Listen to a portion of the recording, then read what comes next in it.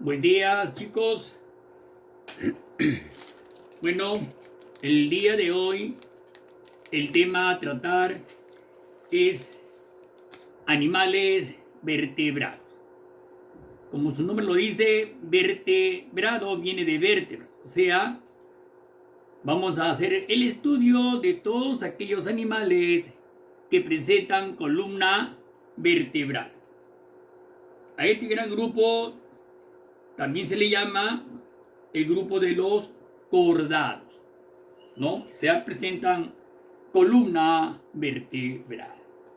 Como ya todos saben, este grupo presenta 5 clases muy importantes, 5 grandes grupos, que son los peces, anfibios, reptiles, aves y mamíferos, como ustedes podrán observar. ¿Ya? Bien. Vamos a tomar como criterio para el estudio la presencia de la columna vertebral. Bien, vertebrados. Uno de los criterios más importantes para el estudio de estos seres vivos, como les vuelvo a repetir, es la presencia de columna vertebral. De ahí también se le llame cordado. Y que se clasifican en peces, ¿no? Marinos, anfibios, reptiles, aves y mamíferos. ¿Ok? Ahí están los 5 grandes grupos que vamos a estudiar. Pasamos entonces al primer grupo, que son los peces. Entre sus características generales tenemos: son vertebrados acuáticos, de agua dulce o salada. ¿Ya? Hay peces de agua dulce, como por ejemplo el paiche, y peces de agua salada que son en su mayoría, ¿cierto? Cojinoa, bonito, lorne, etcétera, etcétera, etcétera. Tienen un cuerpo hidrodinámico. ¿Qué significa hidrodinámico? O sea, estrecho en sus extremos y abultado en la parte central. De ahí el nombre de hidrodinámico. Sus extremidades están transformadas en aletas. Estas aletas ayudan al pez a nadar, o sea, participan en su locomoción y en su equilibrio. Bien, veamos algunas de sus aletas. A ver, en la parte superior vamos a ver las aletas. La aleta espinosa o dorsal es una aleta impar, mucho cuidado. Le sigue una aleta suave dorsal, o vean, aleta suave dorsal. La aleta caudal, que está en el extremo, que también es impar. Luego tienen la aleta anal. La aleta anal también es impar. Luego la aleta pélvica, ¿no es cierto? La aleta pélvica o ventral, que es par. Y por último, tenemos la aleta pectoral, que es par también. Miren esta cantidad de aletas. Bien, esos son los grandes tipos de aletas. A ver, la aleta dorsal es la aleta que los mantiene en equilibrio a los peces. La aleta caudal es una especie de timón que mantiene la dirección de los peces. La aleta pectoral como una especie de freno. Miren bien las aletas, que son los órganos de locomoción de los peces. Bien, entonces tenemos la aleta dorsal, que es impar.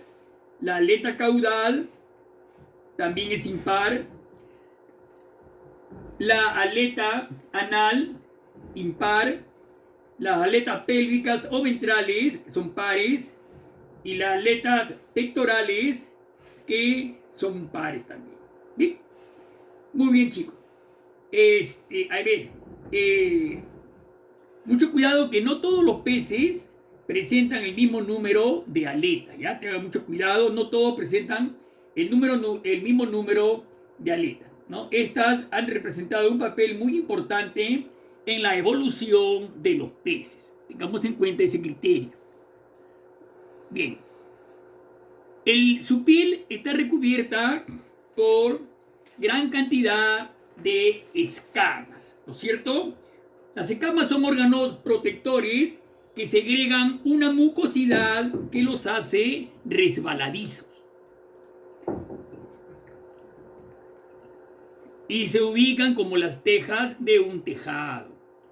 Otra característica, presentan dos líneas laterales en los costados del cuerpo. Mucho cuidado con estas dos líneas laterales. Están formadas por una serie de células sensoriales, ¿ya? Que captan la presión del agua, su dirección, velocidad y temperatura. Muy importantes esas dos líneas laterales que las voy a volver a repetir. Son dos líneas laterales que se encuentran en los costados del cuerpo y están formadas por una serie de células sensoriales. Como son sensoriales, van a captar ¿qué cosa? La presión del agua. El agua está a una determinada presión, su dirección, la velocidad y la temperatura en que se encuentra el agua. ¿Ya? Los peces tienen que ver eso. Mucho cuidado con estos animalitos. Son los peces, son poiquilotermos. Ellos son incapaces de regular su temperatura corporal utilizando calor metabólico. Por lo tanto, su temperatura corporal es muy similar a la del medio donde se encuentran. ¿Ya? Bien. Bien. Carecen de párpados. Miren sus ojos, ¿no? Ahí están sus ojos, bastante grandes, carecen de párpados, de membrana nictitante que le dije, ¿no es cierto? ¿Qué más? La mayoría presentan vejiga natatoria, ¿no es cierto? La vejiga natatoria, mucho cuidado, ¿ya? La mayoría presentan una vejiga natatoria, que es una especie de bolsa que le sirve a los peces para subir y bajar del agua. Bien. Bien. Cuando esta vejiga natatoria se encuentran llena de gases, ascienden a la superficie y cuando se vacían, su mismo cuerpo hacen que el pez descienda. Su alimentación es variada. Así, por ejemplo, los tiburones son carnívoros, mientras otras especies son herbívoros, ¿no? Son ovíparos, o sea que tienen fecundación externa. Es decir, los machos y las hembras vierten los espermatozoides y los óvulos al agua y allí se fecundan. Como están observando miren esa lámina, las hembras están eliminando óvulos y los machos espermatozoides. Entonces la fecundación se va a realizar en el agua, ¿ya? Mucho cuidado. Bien. La mayoría, bueno, como voy a repetir, la mayoría presentan vejiga natatoria. La vejiga natatoria pues son órganos que les permiten a los peces flotar sin hacer ningún movimiento, ¿ya? Mucho cuidado.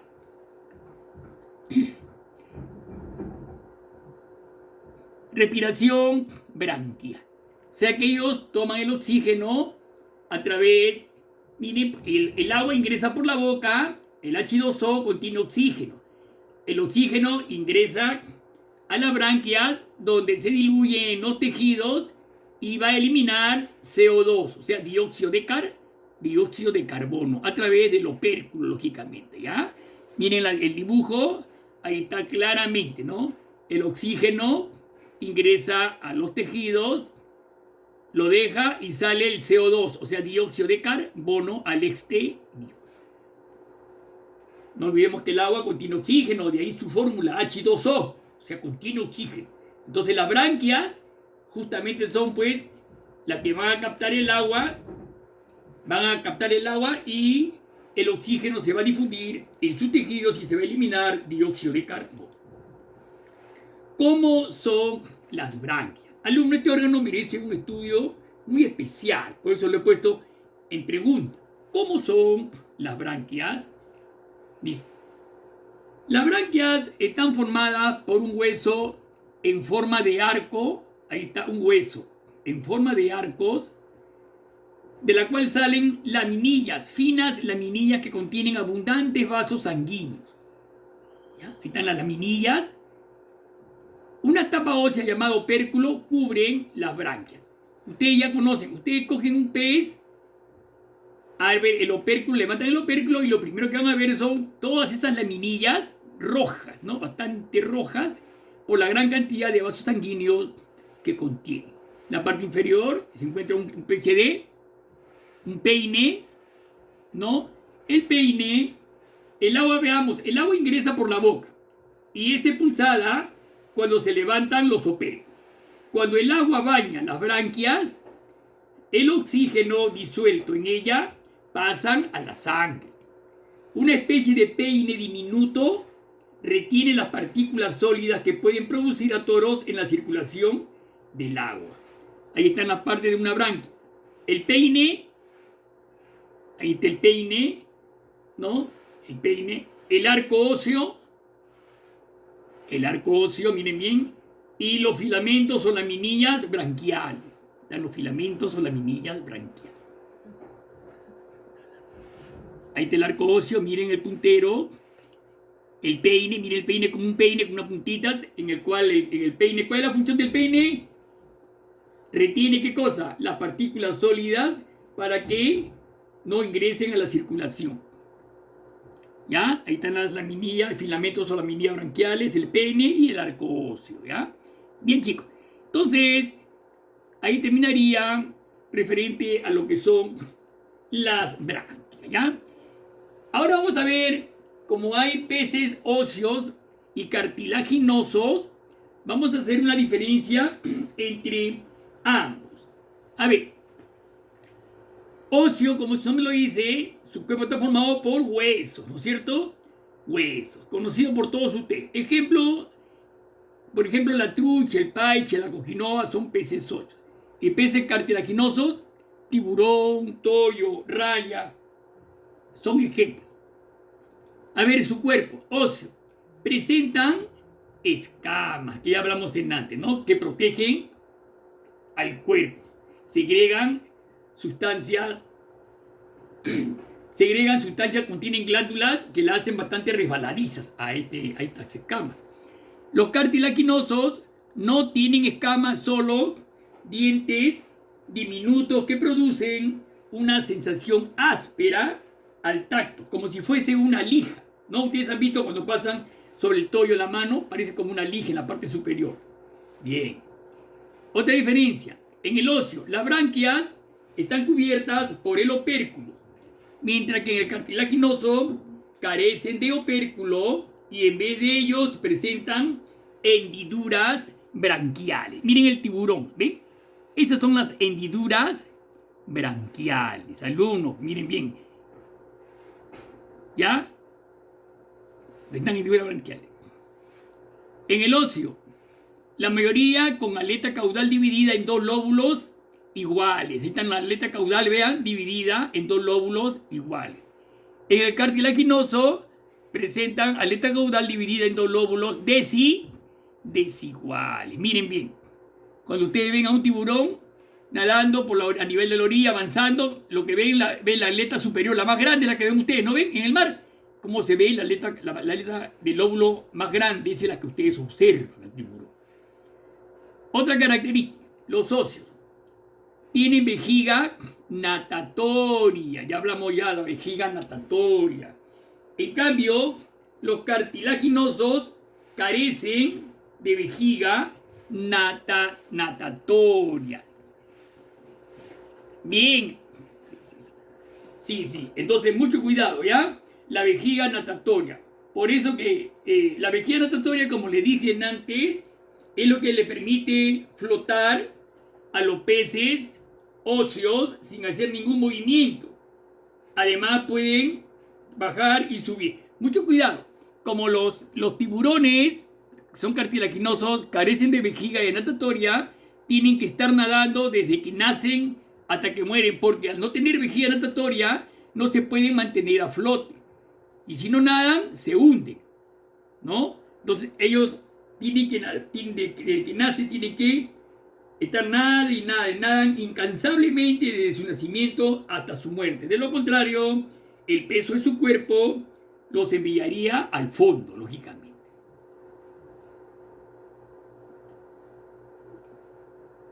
Bien. Bien. Otra característica es que la boca de los peces óseos se encuentran en el extremo anterior del cuerpo. Ahí está. En el extremo anterior, o sea, adelante. En cambio, en los cartilaginosos, su boca es de posición ventral, ¿no? O sea, la parte ventral, la parte inferior. Ustedes ven nadar a un tiburón, ¿no? En la parte inferior, ¿ya? Por eso cuando un tiburón te ataca, quiere atacar a alguien, el tiburón nunca lo va a hacer de frente. Lo va a hacer, va a dar unas vueltas y te va a atacar de costado, o sea, de perfil de costado para poder agarrar tu boca, abrirla y poder tragar. De costado va a atacar el tiburón. Nunca ataca de frente, siempre de costado. Bien, esas han sido algunas diferencias entre peces de esqueleto óseo y cartilaginoso. Bien, la vejiga natatoria. Miren, alumnos, funciona como órgano flotador, lo que les permite a los peces flotar sin hacer ningún movimiento, ¿no? Entonces, además pueden bajar y subir sin esfuerzo alguno. Cuando la vejiga se llena de gases, el pez, al hacerse liviano por el gas, sube a la superficie. Mucho cuidado, ¿ya? Ustedes saben, si ustedes tienen en el mar, bajan, inflan un globo en el fondo del mar y sueltan por el mismo gas, el globo va a subir hacia la superficie inmediatamente, ¿ya? Entonces el pez, al hacerse más liviano, sube a la superficie. Y si expulsa los gases, el peso de su cuerpo lo hace sumergirse a mayor profundidad. Miren, ahí se encuentra la vejiga natatoria. Miren, está sobre la columna vertebral y debajo del intestino, del aparato digestivo, ¿ya? Bien. Miren, ahí está la columna, ¿ya? Debajo de la columna, está la columna, está debajo, está entre la columna y el intestino. Ahí está. La vejiga natatoria. Clásica, la vejiga natatoria de los peces. Mucho cuidado, ¿ya? A ver, Bien, miren, mucho cuidado. ¿Qué camino seguirá el aire para vaciar y llenar la bolsa del pez? Dice, el aire pasa por la boca y después por el aparato digestivo. En los intestinos hay unos tubos que se conectan con la bolsa, o sea, con la vejiga natatoria para llenarla de gas. Es muy interesante eso, ¿eh? Está situada debajo de la columna vertebral, por encima del tubo digestivo, ¿no? Mucho cuidado con eso, ¿ya? Bien, pasamos al segundo grupo de estudio, que son los anfibios. Bien, alumnos, sus características más importantes de los anfibios. La primera, son vertebrados adaptados tanto a la vida acuática como terrestre. ¿Ya? Mientras están en estadio de huevos, larvas, tienen vida acuática. pero conforme van pasando los días y llegan a su estado adulto, ya saltan a tierra, ¿no? Ya tienen vida terrestre y respiración pulmonar. Mientras están en el agua, tienen respiración branquial. A eso lo conocemos nosotros. ¿Sabes? Otra característica, su piel es delgada, lisa y desnuda. ¿Ya? Su piel es delgada, lisa y desnuda, con glándulas mucosas que la mantienen siempre húmeda. Estos animalitos tienen que vivir constantemente en la humedad. Por eso los sapos, las ranas, siempre ustedes donde hay charcos, donde hay agua, van a encontrar a estos animalitos porque su reproducción se va a producir en el agua. Uno, porque sus huevos carecen de cáscara, entonces necesitan agua para que puedan reproducirse, carecen de cáscara sus huevos. Ellos necesitan el agua, porque tienen doble respiración pulmonar. Cuando son adultos tienen respiración pulmonar y a través de la piel, ¿no es cierto? Cutánea, ¿ya? Sus pulmones son muy pequeñitos, entonces tienen que respirar también a través de la piel. Entonces su piel tiene que estar siempre húmeda para que el oxígeno pueda ingresar con mayor facilidad, alumnos. Facilidad. Mucho cuidado. De ahí son bastante, su hábitat es donde dependen del agua. Otra característica, dependen del agua para su reproducción, como le vuelvo a repetir, ¿no? Dependen del agua. Ellos se reproducen en el agua.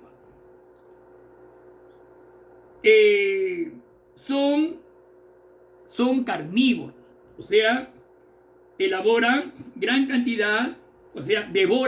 cantidad de insectos, gusanos, babosas, arañas. Vean su lengua, cómo se estira para captar un insecto. Ya atrapan a sus presas, ¿no? Estirando su lengua, estiran su lengua, atrapando a su presa, ¿no? Su lengua tiene una sustancia pegajosa, es larga y pegajosa, ¿no? Luego la tragan vivas sin masticarlas, ¿no? Se las pasan. Eso que son carnívoros, no se alimentan de pequeños insectos. Otras características serían, ahí están, vean, las extremidades posteriores más largas, lógicamente porque ellos saltan, se impulsan con las extremidades posteriores, y las extremidades anteriores que son más cortas. Vean la parte superior, la cabeza y los pulmones pequeños. Tienen su columna vertebral, ¿no es cierto? Bien, ¿qué más tenemos por acá? Ahí vemos un ciclo de reproducción también en la parte inferior. Vemos unos huevecillos, cómo van evolucionando. Los renacuajos tienen una especie de cola para poder avanzar, ir nadando. Sigue la evolución del renacuajo, crece el crecimiento de los membranas, primeramente extremidades, primero crecimiento de las extremidades posteriores, luego anteriores, y a los 3 meses saltan a la superficie en estadio adulto, ¿no es cierto? Estadio adulto. Bien. Clasificación de los anfibios. A ver, los anfibios se clasifican en 2 grupos. Son los anfibios sin cola o anuros, como las ranas y los sapos. Poseen patas posteriores más largas que las anteriores. Y los anfibios con cola, como las salamandras y los tritones. Quiero que vean bien eso. A ver, vean primero los anfibios con cola como las salamandras y los tritones. ¿Ya? A ver, alguna característica, ¿no? Por ejemplo, los tritones pasan toda su vida en el agua, mientras que las salamandras son terrestres. No olvidemos que ambos pertenecen al orden de los caudados por su larga cola, ¿ya? Pertenecen al orden de los caudados, no olvides esa palabrita, de los caudados por su larga cola, ¿no es cierto? Entonces, estos 2 grupos tienen alguna diferencia. Por ejemplo, la cola de los tritones, la cola de los tritones, es una cola aplanada para desplazarse en el agua, ¿ya? Son aplanadas su cola, porque ellos siempre viven en el agua, ¿no? Son caudados debido a su larga cola y son aplanadas. En cambio, la cola de la salamandra, que son terrestres, son cilíndricas, ¿no? Mucho cuidado. Las salamandras son animalitos nocturnos más que todo. En el día se ocultan bajo troncos y hojas húmedas, ¿cierto? Tienen vistosos colores, ¿ok? Esas son algunas de las diferencias entre estos dos grandes grupos, ¿ya? Muy bien. Bien.